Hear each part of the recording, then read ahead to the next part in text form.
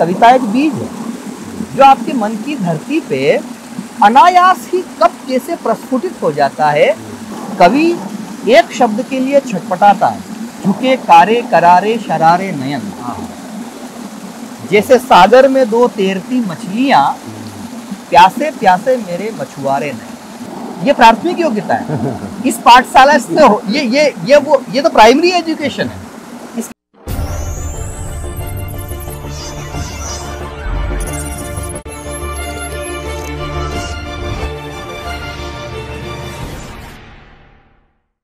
हम इस चैनल के माध्यम से मेवाड़ी लोगों की बात करते हैं ताकि हमारी जो मेवाड़ियों की आवाज़ है पूरी देश दुनिया तक पहुंचती रहे। हम इसी श्रृंखला को हम एक और स्टेप आगे बढ़ाने की कोशिश करते हैं और आज हमारे साथ में एक अजीम शख्सियत जुड़ी हुई है जिनका ओहदा और जिनका काम इतना सा है कि वो कविता के माध्यम से पूरे जनमानस को प्रेरित करने की कोशिश करते हैं और हमारे इस चैनल के एक प्रेरणा स्रोत मार्गदर्शक के रूप में अपनी भूमिका निभाते हैं। तो मैं आज आपको उन अजीम शख्सियत से मिलवाऊंगा। तो उससे पहले मैं थोड़ा सा उनका परिचय दे दूं कि जो हमारे साथ में कवि अजातशत्रु साहब जुड़े हुए हैं और उनका हम आज उनकी कविताओं को लेकर और उनके जीवन को लेकर हम इनके कविता मर्म को लेकर कुछ टंटोलने की कोशिश करेंगे। और अभी हम अरावली की पर्वत श्रृंखलाओं के बीच में घूमने का आनंद ले रहे हैं और हमने इस चीज़ को इसलिए चुना कि एक कविता और एक कवि के लिए नैसर्गिक सौंदर्य जो होता है उससे खूबसूरत चीज़ कोई दूसरी हो नहीं सकती। तो सर आपका हमारे चैनल में बहुत बहुत स्वागत है और आपने जो हमें समय दिया उसके लिए हम आपका शुक्रगुजार हैं। मेरे प्रश्न का पहला जो है वो आपसे पूछूं वो यही है, हम प्रकृति के बीच में बैठे हुए हैं और एक कवि है, उनके लिए प्रकृति से अच्छा कोई दूसरा चीज़ होती नहीं है।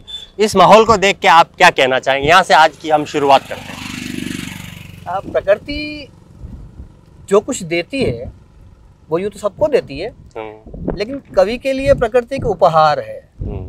जैसा कि आप देख रहे हैं ये बादल, ये पर्वत श्रृंखला, ये गगन चुंबती अट्टालिकाओं जैसी ये चोटियाँ और इसके बीच में इस छटा में अगर आपके भीतर का कवि जाग जाता है तो वो आत्मा को लयाकार करता है। कि मन की आवाज़ जैसे होता है, एक तार से दूसरा तार जुड़ता चला जाता है और बात से बात निकलती है और सबको लगता है, पूरी देश दुनिया को लगता है, सुनने वालों को लगता है हमारे मन की आवाज कहती। तुलसी ने जब रामचरितमानस लिखी थी तो किसी को पता नहीं था कि ये रामचरितमानस इतनी प्रसिद्ध हो जाएगी कि जन जन के कंठहार बनेगी। किंतु दुनिया ये नहीं जानती कि तुलसी को तुलसी बनाने वाले मेघा भगत थे, उनके गुरु। अच्छा। तो मेघा भगत ने तुलसी से यह कहा कि अगर तुम्हें अमर बनना है तो उसके लिए कोई ऐसे काव्य की रचना करनी होगी जो काव्य तुम्हें सबका अपना बना ले। तो अपने भीतर भक्ति का भाव जगा। प्रकृति आपके भीतर भक्ति का भाव जगाती है। मैं कई बार जब देखता हूँ इन पेड़ पौधों से सबसे मिलता हूँ तो मुझे यूँ लगता है कि जैसे ये शांत चित्त में कोई तपस्वी है जो तपस्या कर रहा है। ये पेड़ पौधे वनस्पति औषधियाँ बिखरी हुई है यहाँ पे। आज हम जिस दौड़ में चल रहे हैं सुनील सर, वो दौड़ जो है वो आधुनिकता की दौड़ है, प्रगति की दौड़ है, विकास की दौड़ है।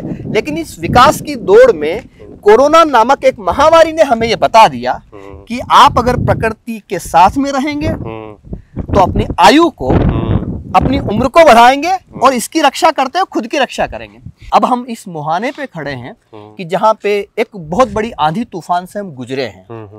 अब हमको कम से कम हर बीमारी या महामारी आपको एक चेतावनी देती है और चेतावनी यह है कि प्रकृति के साथ रहिए, कोई भी बीमारी आपका कभी कुछ नहीं बिगाड़ सकती। बिल्कुल सर, अभी हम जिस गांव में खड़े हैं धार के आसपास क्षेत्र में, तो कोरोना में भी यहाँ ग्रामीण बता रहे थे कि कोरोना में सबसे कम प्रभाव यहाँ देखा गया।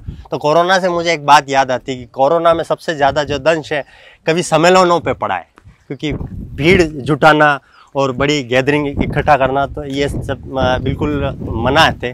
तो इसका प्रभाव कवि सम्मेलनों पर कैसे पड़ा और किस तरह से कवियों को इससे जूझना मेरी पड़ा। ऐसी दुखती हुई रग पे तुमने हाथ रख दिया कि मुझे बैठना पड़ेगा। अच्छा। तो दरअसल कवि सम्मेलनों की दुनिया बड़ी तब्दील हुई। हमने ऐसा नहीं है, हम देश दुनिया तक भी पहुंचे बिना पासपोर्ट और वीजा के। हमने ऑस्ट्रेलिया, अफ्रीका, यूएसए की यात्रा की, ऑनलाइन कवि सम्मेलन हमने पढ़े। लेकिन असली आनंद जो तालियों का कर्ण स्वर कानों तक पहुंचता है, जो तालियों का स्वर, वो कवि के लिए दुनिया का सबसे बड़ा पुरस्कार है। उससे बड़ा कोई दूसरा इनाम नहीं है। हमारा पारिश्रमिक जनता की तालियां बजती। बाकी ठीक है, मानदेय जो मिलता था वो। कवि सम्मेलन अब आने वाले समय में और बेहतर होने वाले हैं, थोड़े अनुशासित होंगे, कम श्रोताओं के होंगे। 2 साल तक हमको एक निश्चित श्रोता मिलेंगे, किंतु इसके बाद बहारें फिर से आएगी, जैसे ये आ रही है बहार। और इसी तरह से बादल आएंगे, बरसेंगे और वादियां फिर से हरी भरी होगी। बिल्कुल सर, अभी हमारे जो दर्शक देख रहे हैं वो ये जानना चाहते हैं कि अजातशत्रु के जो खुद का जीवन है वो कैसा है। कोरोना ने कम से कम ये तो मुझे सिखाई दिया कि एक अदद नौकरी आदमी के पास होनी चाहिए। और पहले मैं कवि था, तब भी मैं सर्विस में था, राजस्थान शिक्षा विभाग में। लेकिन अब जो मैं हूँ तो मुझे लगता है कि इस नौकरी ने मुझे आर्थिक सुरक्षा दी, जरूरतों जो जरूरी था। कवि सम्मेलन नहीं थे और देश दुनिया रुकी हुई थी, तब भी हम अपना काम कर रहे थे, तो वो रहा। लेकिन जो संतुष्टि है वो तो कवि सम्मेलनों से ही मिलती है। और वो कवि सम्मेलन, वो भीड़, वो अभी उपलब्ध नहीं है। आयोजक भी सोचते हैं कि ऑनलाइन आ जाइए आप, थोड़ा बहुत दे देंगे पेमेंट वगैरह। वरना जब भीड़ होती थी तो हम भी उन लाला सेठों से, जिनसे भी बातचीत होती थी, क्लबों वालों से, तो बात करते थे पैसों की भावता। भाई इसको आप ऐसे कह लें कि देखिए, कविता अमूल्य है, उसका कोई मूल्य नहीं है। सरस्वती है वो तो देवी उपहार है, शरीर का पारिश्रमिक कह सकते हैं। किंतु भाई जब आप कहीं जा रहे हैं तो यात्रा का कष्ट जो है वो पारिश्रमिक के रूप में तय होता है। तब हम भी कह देते हैं, पैसों के दास तुम हो, पैसों के दास हम हैं, न तुलसीदास तुम हो, न तुलसीदास हम हैं। तो अभी तक बहुत कुछ सीखने की प्रक्रिया जारी है। और मैं तो कम से कम खुद को अगर मैं आकलन करूं तो मैं कविता की पाठशाला का एक अदना सा विद्यार्थी हूं, सीख रहा हूं। और सीखने की ये सतत प्रक्रिया, जिस दिन मैं सीखना खत्म कर दूंगा उस दिन मैं खत्म हो जाऊंगा। साहिर लुधियानवी कह के गए थे, कल और आएंगे नगमों की खिलती कलियां चुनने वाले, मुझसे बेहतर लिखने वाले, तुमसे बेहतर सुनने वाले। तो कल अजातशत्रु के अजातशत्रु से लाख दर्जा अच्छे कवि और आएंगे। बिल्कुल। आप जब तक जिंदगी जीते हैं अपनी कौन सी पहचान छोड़ के जा रहे हैं। कोशिश कीजिए कि जितना बेस्ट, जितना बेहतर है वो दिया जाए। इसलिए में एक आहुति, मेरी अपनी चेतना से निकला हुआ एक वाक्य है। मैंने तो क्या कहा, ऊपर से उतरी हुई चीजें। मिठाई को प्रसाद बनने के लिए मंदिर तक जाना पड़ता है। आप उस योग्य है या नहीं है, कुपात्र को नहीं मिलती है चीजें, जो पात्र है उस तक पहुंच जाएगी। बिल्कुल। एक कवि के सामने एंकरिंग करना बहुत डिफिकल्ट काम है और मेरे जीवन का सबसे मतलब दुखदायी काम कर रहा हूँ मैं कि मतलब एक एंकर, मतलब मैं पहली बार मुझे ये लग रहा है कि सर एंकर हैं और मैं एक सुनने वाला दर्शक हूँ। खैर कवि सम्मेलन में ऐसे होता है, लाखों की भीड़ होती है और उसमें आप चाहे कितने भी बड़े हैं तो आपको एक नीचे ही बैठना पड़ता है। और एक कवि का जो होदा होता है वो ऊपर बैठता है, सरस्वती के चरणों में बैठ के वो कविता पाठ करता है। कविता का जन्म कहाँ से होता है और कवि के मन में ये कब आता है कि मुझे इस विषय पर कविता लिखनी चाहिए? यूँ तो पाठ्यक्रम में हमने पढ़ा, आह से निकला होगा गान, वियोगी होगा पहला कवि। किंतु कविता अपने अनुभव से भीतर ही पकती है, बनती रहती है। कविता एक बीज की तरह है, जैसे एक छोटा सा बीज में पूरा पेड़ रहता है। पेड़ के जंगल, हरे भरे जंगल, जंगल में लकड़ी में आग में विनाश यानी विस्तार। बात बिल्कुल साफ है। एक छोटे से बीज में आदि और अंत दोनों निहित है। छोटा सा बीज बहुत बड़ी चीज है और कविता एक बीज है जो आपके मन की धरती पे अनायास ही कब कैसे प्रस्फुटित हो जाता है, आपको खुद भी उसका पता नहीं रहता। जैसे मैं अध्यापक हूँ, तो मैंने अध्यापक के लिए एक कविता लिखी थी किसी जमाने में, वो आज उदयपुर के बड़े पुस्तकालय में रखी हुई है कि अध्यापक अपने युग का किसान होता है। अध्यापक अपने युग का किसान होता है जो कलम के हल से कागज की जमीन पर शब्दों की फसल उगाता है, और एक मेहनती किसान के पसीने से सींचे अर्थवान शब्दों की फसल जब लहलहाती है तो राष्ट्र का मस्तक हिमालय से ऊंचा उठकर आसमान को चुम्बन देता है। तो आप जिस भी विषय का चयन करें उसकी शब्दावली उसके अनुकूल हो और वो परिवेश ऐसा हो कि सुनने वाले को लगे कि नहीं, ईमानदारी से शब्द में अर्थ की प्राण प्रतिष्ठा की गई। तो शब्द के भीतर अर्थ की प्राण प्रतिष्ठा कवि ही करता है, लेखक फिर भी नहीं कर पाता। मैं क्षमा चाहूंगा, मैं ऐसा नहीं कह रहा कि लेखकों का गद्य का अपनी एक दुनिया है और बड़ी बड़ी विराट दुनिया है, उसमें अमृतलाल नागर है, मुंशी प्रेमचंद है, मैं जिनका प्रशंसक हूँ, है ना। किंतु कवि एक शब्द के लिए छटपटाता है, लेखक पर्यायवाची लिख देता है। वो गगन का आसमान कर देगा, कवि गगन का आसमान नहीं करेगा, वो गगन ही है। ये मूल कवि धर्म है, कम शब्दों में ज्यादा कहना,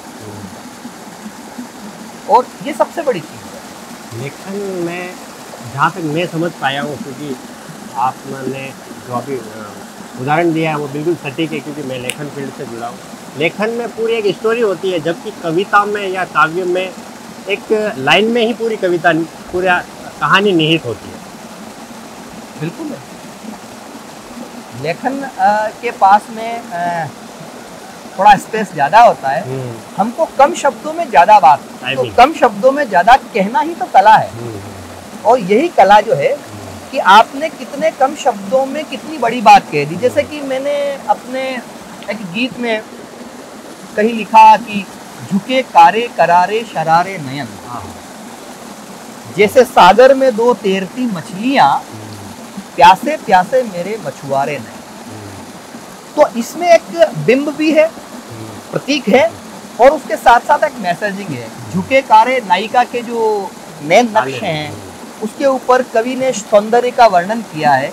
झुके कारे करारे शरारे नयन, जैसे सागर में दो तैरती मछलियां, प्यासे प्यासे मेरे मछुआरे नयन। और पहली पंक्ति इसमें आती है होली के प्रसंग को लेकर कि चूम लूं रंग से मैं तेरे गाल को। अब आपको इसमें कहीं वासना नहीं नजर आई। चूम लूं रंग से मैं तेरे गाल को, छू के देखूं जरा रेशमी बाल को, ये कलाई तेरी डाल कचनार की, खिले कंचन कमल से कुंवारे नयन, झुके कारे करारे शरारे। तो आपको एक फ्रेम, हर कविता की अपनी एक फ्रेम होती है। और मैं तो कई बार ये कहता हूँ सुनील कि कविता लिखी नहीं जाती है, उतरती, वो अनवरत उतरती है भीतर। और जो उतरती है तो आप इतना कीजिए कि वो जिस स्थिति में उतर रही है उसको उतरने दीजिए। अपनी तरफ से बनावटी बड़े बड़े साहित्यिक शब्दों का फ्रेमिंग वो सब मत कीजिए। आपके पास सिर्फ छटपटाहट चाहिए, उसकी नैसर्गिकता। बेचैनी बहुत जरूरी है, बिना बेचैनी बिना छटपटाहट के तो कविता हो ही नहीं सकती है। तड़प होनी चाहिए, तड़प होनी चाहिए। अगर आपने इश्क नहीं किया है तो आप कविता नहीं लिख सकते, अगर आपने प्रेम नहीं किया है तो आप कवि नहीं हो सकते। सर, आपकी किशोरावस्था में ये जो प्रेम का झुकाव आपने बताया वो किस तरफ था, जो अमूमन हमारे जैसे वो उस तरफ ही था जिस तरफ तुम्हारा था। मतलब देखो, मैं यहाँ पे मुझे एक बहुत अच्छी बात याद आ रही है। हमारे बड़े महाकवि, हमारे गुरुजी पद्मश्री गोपाल दास जी नीरज, जो कहते हैं कि अश्क है वो किन्हीं फूलों की नजर पूर्णम का, अश्क है वो किन्हीं फूलों की नजर पूर्णम का, या तरन्नुम है वो अंगनाई किसी सरगम का, आंख से देखा करो बस हाथ से उसको न छुओ, रूप क्या ढुलका हुआ कतरा है एक शबनम का। तो जो सुंदरता है उस सुंदरता को निहार के देख के अगर आपके अंदर की वीणा के तार झंकृत हो जाते हैं, उसमें से कोई राग निकलता है, उसमें से कोई ध्वनि ऐसी होती है जो आपको तरंगित कर देती है और आपका पोर पोर गीत गाने लगता है, गुनगुनाने लगता है, या फिर आप दर्द में रो रहे हैं। आपने इश्क नहीं किया है तो आप कवि नहीं हो सकते, आपने प्यार नहीं किया है, अगर आप रोए नहीं रात रात भर किसी की याद में, तब भी आप कवि नहीं हो। अगर आपने बिस्तर पे रात रात भर करवटें नहीं बदली, ये योग्यता जरूरी है, ये प्राथमिक योग्यता है। इस पाठशाला से ये तो प्राइमरी एजुकेशन है, इसके बाद की क्लासेस शुरू होती है।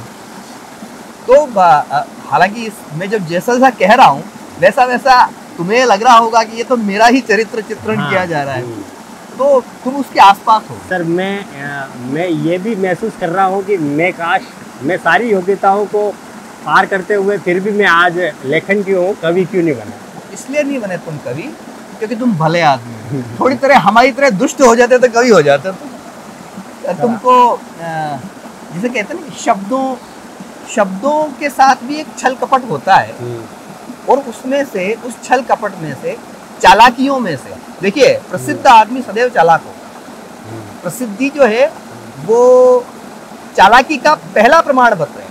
अगर आप बहुत ज्यादा प्रसिद्ध हैं तो तय है कि आप कहीं न कहीं बहुत ज्यादा चालाक भी हैं। हम थोड़े कम चालाक हैं इसलिए थोड़े कम प्रसिद्ध हैं, हमसे बड़े चालाक थोड़े बड़े वाले प्रसिद्ध हैं। तो ये अलग चीज है। प्रसिद्धि ईश्वरीय वरदान भी है, वो सबको भी नहीं मिलती, किंतु कविता निर्मल मन पे दस्तक देती। निर्मल मन जन सो मोहि पावा, मोहि कपट छल छिद्र न भावा। तो ठीक तुलसी ने जो ये लिखा है ना, ये ऐसा ही नहीं लिखा है। कविता वहीं पे प्रवेश करेगी जहाँ पे निर्मल मन है, भोला मन है, और समस्त चालाकियों को समझते हुए उससे दूर रहना। जैसे मछली है वो पानी में है, लेकिन तय है कि हो सकता है वो मछली पानी में प्यासी हो, तो पानी में रह के प्यासा होना ही कविता है। गुरु नानक जी ने लिखा कि पानी में मीन प्यासी, डेफिनेट। तो आप संसार सागर में रहते हुए, घर परिवार में रहते हुए आप वियोगी रहें। सर आपके नाम से याद आया कि कवि अजात शत्रु। मुझे याद है कि अटल बिहारी जी वाजपेयी, जिनको हम भारत रत्न पूर्व प्रधानमंत्री के तौर पर जानते हैं, और उनका जब देवलोक गमन हुआ तो आप स्टूडियो में विराजमान थे, और कवि अजात शत्रु को अजात शत्रु पर बोलने का एक वक्तव्य मिला, एक अवसर मिला, उसके बारे में। वो प्रसंग बड़ा रोचक रहा, और अटल जी को मुखाग्नि दी जा रही थी, और इधर मैं जी न्यूज़ के दफ्तर में था, और मैं वहाँ पे लाइव कविताएं सुना रहा था जो हमने अटल जी पे लिखी थी। और संयोग से उस दिन पता नहीं ऐसा एक योग बना कि अटल जी के नाम के आगे भी अजात शत्रु संबोधन था। अजात शत्रु अटल बिहारी वाजपेयी का निधन, और नीचे वो टैग लाइन चल रही थी, कवि अजात शत्रु आपके बीच काव्य पाठ कर रहे हैं। तो वो जो चल रहा था बड़ा एक रोमांचक प्रसंग भी था, दुख भी था। अटल जी जैसे महान व्यक्तित्व, उनका विदा होना, और उस पर मैं कविताएं सुना रहा हूँ उनके कृतित्व पे, उनके व्यक्तित्व पे, उनके राजनीतिक जीवन पे। वो बड़ा अच्छा प्रसंग था। आपके जीवन में कितने कवि सम्मेलन हुए हैं, और ऐसा कवि सम्मेलन जो आपको ताउम्र याद रहेगा? वैसे तो आप बहुत सारे कवि सम्मेलन करते रहेंगे और बहुत सारे यादगार जो हैं वो जुड़ते रहेंगे, लेकिन एक ऐसा कवि सम्मेलन आप बताएं जिसकी स्मृतियाँ आपके जहन में अमिट है। ऐसे कई सारे, किसी एक का चयन करना बड़ा मुश्किल होता है। कई लंबी यादें हैं, कई एयरपोर्ट जहाँ पे लोग लेने आते हैं, आयोजक लेने आते हैं। सवाल बड़ा अच्छा है, लेकिन ये मुझे इस सवाल की उम्मीद इस समय नहीं थी। इतने कवि सम्मेलन एक साथ पहुँच गए कि उसकी व्याख्या करना बड़ा मुश्किल है। एक कवि सम्मेलन मुझे याद आ गया, हम यहाँ बैठे हैं, झरना है, यहाँ पे पहाड़ियाँ हैं, यहाँ पे इतनी अच्छी चट्टाने हैं, तो हम प्रकृति की गोद में इस समय बैठे हुए हैं। एक कवि सम्मेलन था यही कि मावली के आसपास रेल मंगरा में, तो रेल मंगरा का कवि सम्मेलन था, और उस दिन रिमझिम बारिश आ गई। मंच पे सारे कवि बैठे हुए थे, सामने ऑडियंस बैठी हुई थी। अचानक आयोजकों ने भी स्फूर्ति रखते हुए तुरंत ही छातों की व्यवस्था करवा दी, हर कवि को एक छाता दे दिया, और सामने भी ऑडियंस में कुछ छाते खुल गए, अहाते में कुछ लोग छप्पर वप्पर के नीचे, दुकानों के शेड के नीचे हैं, वहाँ बैठ गए। और माइक ऊपर से पानी वानी इतना नहीं गिरा था, तो ऊपर बड़ा शेड था मंच के ऊपर। तो हम कवियों ने हाथ में छाता लेकर मैं अपनी बात करूँ, मैं छाता लेकर कविता पढ़ती है और वो जहन में आज भी है कि मैं छाता, एक हाथ में छाता है, सामने माइक है और मैं कविताएं सुना रहा हूँ और सामने बिल्कुल दालान साफ है, कोई बैठा हुआ नहीं है क्योंकि बारिश हो रही है। पीछे की तरफ पब्लिक बैठी हुई है और वो पब्लिक से मैं ये उम्मीद कर रहा हूँ कि आपकी तालियां अगर मुझ तक आ जाएगी तो ये बरसने वाली बरसात हमारा कुछ नहीं बिगाड़ सकती है। और तुम यकीन मानना, मैंने लगभग 30-35 मिनट कविता पाठ किया उस जादुई तिलिस्म में, छाता हाथ में और मैं कविताएं सुना रहा हूँ और लोग बाकायदा सुन रहे हैं और न केवल सुन रहे हैं, उनकी तालियां, उनकी दाद और उन्होंने जो जो जो प्रतिक्रिया वो दे रहे हैं वो मेरे तक पहुंच रही है। ये शब्द का जान, आप देखो करोड़ों रुपए में बनने वाली एक फिल्म जो होती है वो पिट जाती है, 3 महीने बाद में लोग उसके गाने तक भूल जाते हैं। और ऐसा क्या होता है कि अजातशत्रु 9 साल के बाद में झालोर कवि सम्मेलन में पहुंचते हैं, झालोर उत्सव में, फिर एक श्रोता जो होता है वो कहता है कि आपको गांव वाली कविता सुनाना, टूटा फूटा गामडारी मुड़ी मुड़ी गलियां। तो मैंने उससे पूछा कि तुम कैसे जानते हो, मैं तो 9 साल बाद आ रहा हूँ। तो बोले मैं 9 साल पहले आपको सुनने आया था।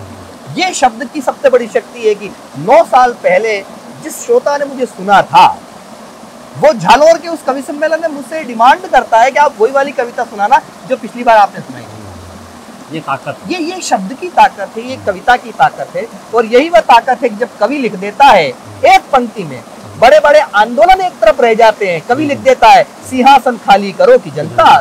बिल्कुल, गठबंधन की राजनीति है, ठगबंधन की राजनीति है, तेल कहीं का दिया कहीं की बाती है, ऐसे कोई जोत जलाई जाती है, जैसा दिनकर ने गाया कलम फिर गाती है, सिंहासन खाली करो की जनता। अक्सर ये देखा गया है कि कवि जो होता है उन पर एक मार्को होता है, एक कवि के एक पैरामीटर्स होते हैं कि वो श्रृंगार रस पर कविता करेगा, प्रकृति के सौंदर्य पर कविता करेगा, श्रृंगार रस पर करेगा, शौर्य पर करेगा, करुण पे करेगा, हास्य पे करेगा, डेफिनेटली। हाँ, लेकिन आपकी जो कविता है मैंने जहाँ तक सुनी है उसमें हास्य भी होता है। जब आप गाँव में जाते हो तो ग्रामीण परिवेश भी होता है। जब आप मेवाड़ की धरती पर कुछ पुकारते हैं, साथ में कोई बड़ा कवि हो, तो आप शौर्य से भी भर जाते हैं। ऐसा कैसे कर पाते हैं?